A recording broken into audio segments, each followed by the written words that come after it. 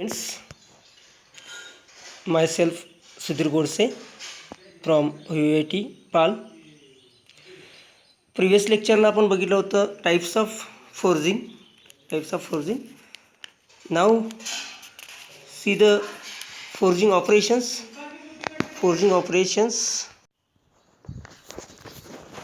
First one is the drawing or sagging. Second one is the upsetting.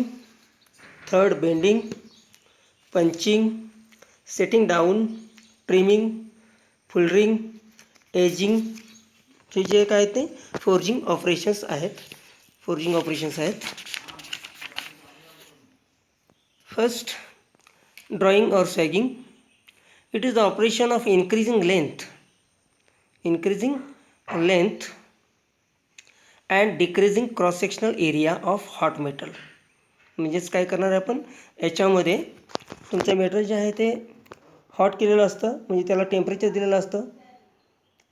त्यावेळी drawing ऑपरेशनमध्ये काय होते, त्याची लेंथ इन्क्रीज केली जाते आणि डायमीटर कसा केला जातो, क्रॉस सेक्शन डायमीटर जो आहे तो रिड्यूस केला जातो.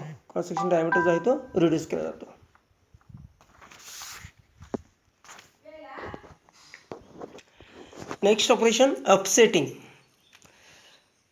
It is opposite to drawing operation. In upsetting increases area of cross section by decreasing length of workpiece. म्हणजे याच्यामध्ये काय केलं जातं आहे, अपसेटिंगच्या ड्रॉइंगच्या अपोजिट. म्हणजेच काय, त्याच्यामध्ये काय केलं होतं, डायमीटर कमी केला होता आणि लेंथ इन्क्रीज केली होती. याच्यामध्ये डायमीटर वाढवणार आहे आणि लेंथ डिक्रीज करणार आहे. रिड्यूस करणार आहे. याच्यामध्ये तुम्हाला खाली बघितल्यानंतर कळेल बघा, याच्यामध्ये सुद्धा टाईप्स आहेत. फुल upsetting, head upsetting, central upsetting. याच्यामध्ये बघा, अपसेटिंग म्हणजेच काय, तिथला जो भाग आहे तो काय करायचा, त्याचा डायमीटर वाढवायचा, त्याचा डायमीटर इन्क्रीज करायचा. ओके, आणि लेंथ कमी करायची, त्या जॉबची लेंथ कमी करायची. That is the upsetting operation. Third, bending. This operation is done to produce different types of bend shapes such as angles, ovals, circles, etc. याच्यामध्ये काय करतोय आपण, एखाद्या ऑब्जेक्टला किंवा मटेरियलला बेंड करण्याचं काम करतोय without any damage to its structure. त्याच्या स्ट्रक्चरला आपण डॅमेज करणार नाही आहोत, पण त्याला काय करणार आहे, आपण बेंड करणार आहोत. मग ते अँगुलर असेल, ओव्हल शेप असेल, सर्क्युलर असेल, तर त्याला आपण काय करणार आहे, बेंड करणार आहे. Bending operation is perform by hammering the metal over the edge of the anvil or in a vice using metal blocks. आता याच्यामध्ये आपण काय करतोय, व्हाईस यूज करतोय आणि त्याच्यावर काय करतोय, हॅमरनं काय करतोय, त्याच्यावर फोर्सनं इम्पॅक्ट करतोय. ओके, त्यावेळी काय होतं, त्याचं बेंडिंग ऑपरेशन होतं विदाउट डॅमेज इट्स स्ट्रक्चर. त्याचं काय स्ट्रक्चर आपण डॅमेज करणार नाही आहोत. त्याला म्हणतो आपण बेंडिंग ऑपरेशन. खाली तुम्हाला दाखवलेलं आहे बघा, त्याच्यामध्ये बघा व्हाईस वापरलेला आहे आणि बेंड केलेला आहे बघा. Next, punching. It is the operation of making holes in to the workpiece. याच्यामध्ये काय करतोय आपण, होल्स क्रिएट करण्याचं काम करतोय. मग ते सर्क्युलर असेल किंवा स्क्वेअर असेल, तर त्याच्यामध्ये होल क्रिएट करण्याचं काम, म्हणजे हॉट मेटल थ्रू हॉट पंच यूज करून आपण काय करतोय, तिथं होल क्रिएट करण्याचं काम करतोय. That is a punching operation. Next, setting down. It is the operation of making round corner square with the help of set hammer. It is the operation of making round, म्हणजेच त्याला काय करतोय, making round corner square with the help of set hammer. याच्यामध्ये आपण त्याचे ज्या edges आहेत, त्या एजेसचा शार्पनेस घालून तिथं राऊंड शेप आणण्याचं काम करतोय. म्हणजे कॉर्नर जे आहे त्याला राऊंड शेप आणण्याचं काम याच्या थ्रू करतोय, सेटिंग डाऊन या operations through. Okay. Next, trimming. It is the operation of removing any unwanted flash, fins और प्रोजेक्शन्स फ्रॉम अ वर्कपीस और फोर्जिंग कॉम्पोनंट्स. आता याच्यामध्ये अनवॉन्टेड मटेरियल जे आहे ते अनवॉन्टेड मटेरियल आपण काय करतो आहे, काढून टाकण्याचं काम करतो, म्हणजे त्याला ट्रिमिंग म्हणतो आहे आपण. जे मटेरियल म्हणजे त्याला आपण फ्लॅश पण म्हणतो आहे, जे मटेरियल अनवॉन्टेड आहे त्याला आपण फ्लॅश पण म्हणतो आहे, फिन्स. असं जे मटेरियल आहे जे आपल्याला नको आहे त्या पार्टवर, ते पार्टवरलं मटेरियल आपण ट्रिमिंग थ्रू काय करतो आहे, ते रिमूव्ह करतो, म्हणजे त्याला ट्रिमिंग ऑपरेशन असं म्हणलेलं आहे. Okay. Next, fullering. It is the operation of reducing the thickness of the workpiece. Reducing the thickness of the workpiece. वर्कपीसची थिकनेस रिड्यूस करायची. Okay. In this process, the bottom fuller is held in the hard die hole of the anvil and heated workpiece is placed over it. याच्यामध्ये बघा, जी die आहे, bottom floor is held on the hard die hole of the hand mill and heated workpiece is placed on over it. म्हणजे त्याच्यावर काय केलं जातं, खाली त्या डायला तशी कॅव्हिटी असते आणि त्या ठिकाणी ज्या ठिकाणी आपल्याला त्याचा थिकनेस रिड्यूस करायची आहे त्या ठिकाणी आपण त्याच्यावर काय करणार आहे, इम्प्रेशन करणार आहे, फोर्स इम्पॅक्ट करणार आहे. आणि त्या फोर्सच्या इम्पॅक्ट झाल्यानंतर काय होणार आहे, तिथला जो थिकनेस आहे तो थिकनेस काय होणार, रिड्यूस होणार आहे. Then the top fuller is placed over it and the hammering operation is carried out till the workpiece gets required thickness by moving the jaw to and fro. Tool used for fullering is known as fuller. आता याच्यासाठी tool use करतोय, Fuller त्याला म्हणतोय, त्याला काय म्हणतोय, Fuller म्हणतोय. म्हणजेच काय करणे, त्याच्यावरती जिथं आपल्याला थिकनेस रिड्यूस करायचा आहे तिथं थिकनेस रिड्यूस करून घेऊन फ्रिक्वेंटली तसा सेफ पुढं न्यायचा असेल, मागं न्यायचा असेल तर त्याला आपण पुढं सरकत जाणार आहे. त्याची त्या ठिकाणी थिकनेस कमी होणार आहे. Okay. Next, edging. In edging और rolling operation the metal is distributed longitudinally by moving metal from the portion of the stock where it is in excess to the portion which is deficient in metal. आता याच्यामध्ये काय केलं जातं आहे बघा, edging किंवा रोलिंगमध्ये longitudinal distributed by moving metal from the operation.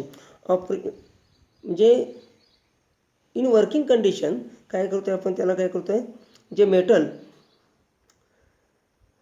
From the portion of the stock where it is in excess to the portion, त्याचा पोर्शन काय करतो आहे, excess to the portion which is deficient in metal, म्हणजे त्याचा portion जो आहे तो वाढवतो, जिथे मटेरियल जे आहे ते वाढवलं जाते, म्हणजे तिथं काय केली जाते, त्याची थिकनेसच रिड्यूस केली जाते. That is the edging operation. Thank you friends.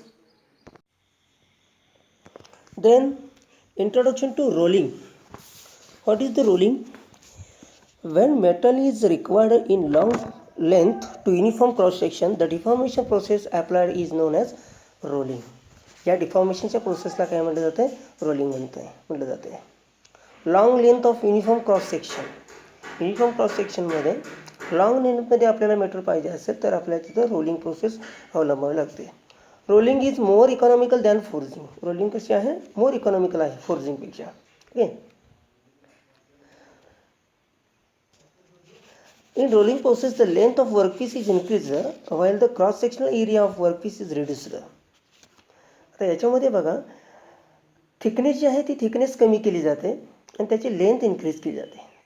Thickness कमी केली जाते आणि लेंथ इन्क्रीज केली जाते.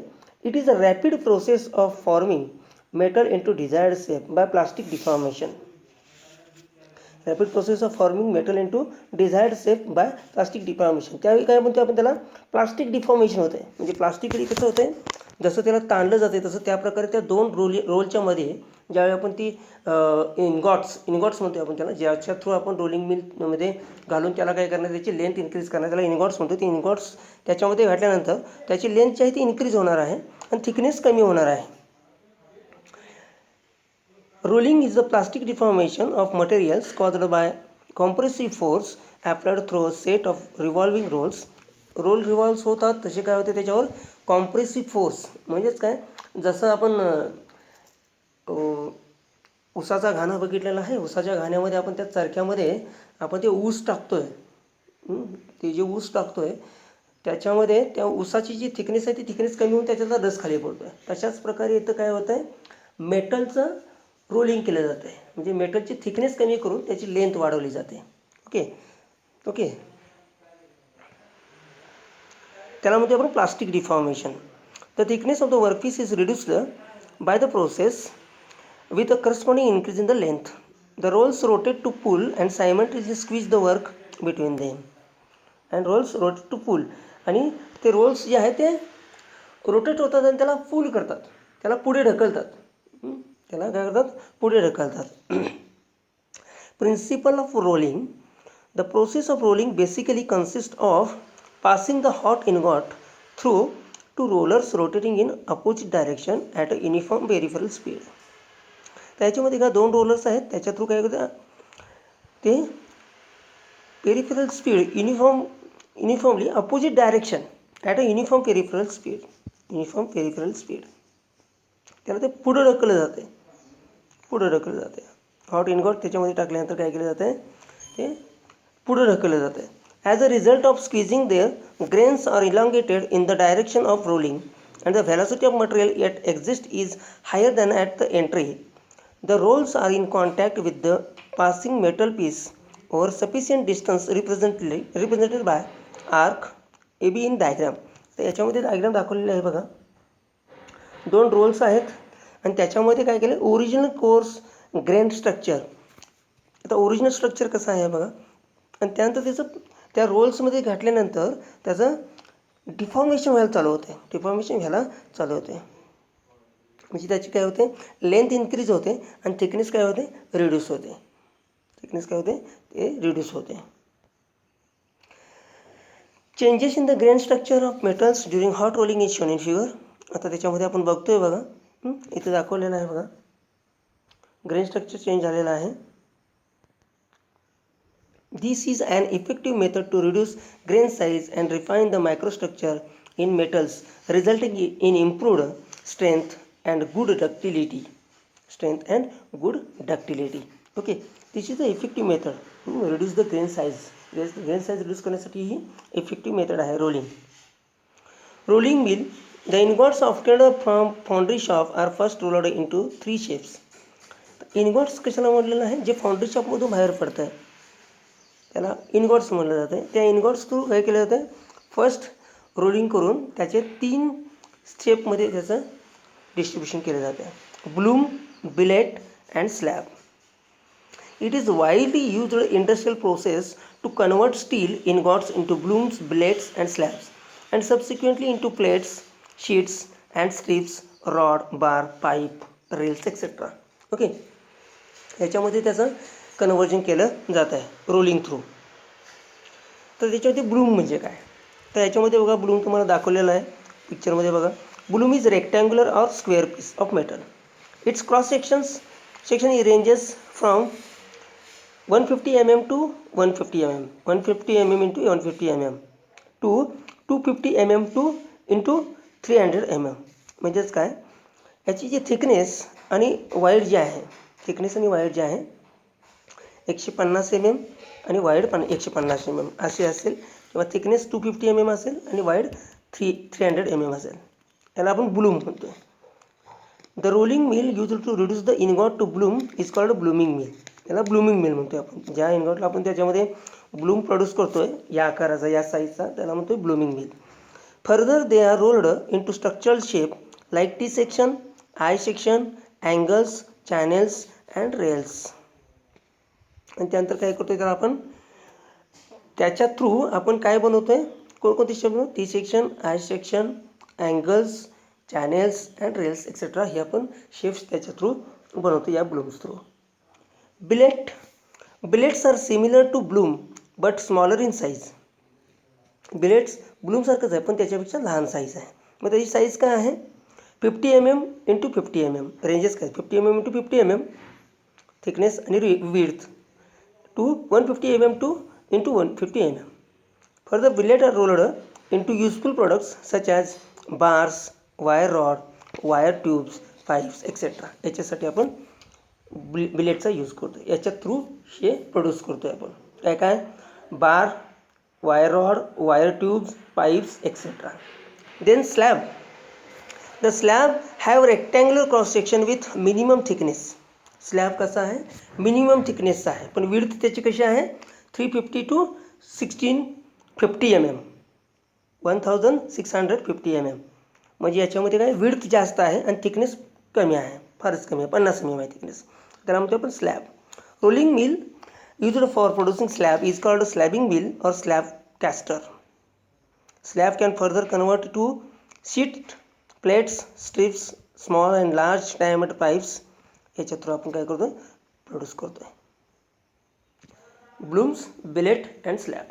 याच्यामध्ये का ज्यावेळी फाउंड्रीमधून एखादं इनगॉट म्हणजेच काय फर्स्ट मटेरियल ज्यावेळी येतं त्याच्या थ्रू आपण हे शेप्स पहिल्यांदा आपण त्याच्या थ्रू रोलिंग थ्रू बनवतोय आणि त्याच्यानंतर मग हे तुमचं सगळं sheet, plate, bar, rod, wire rod, okay, channels, T sections हे सगळं त्याच्या थ्रू त्याच्यानंतर बनवलं जात आहे. Okay, thank you friends.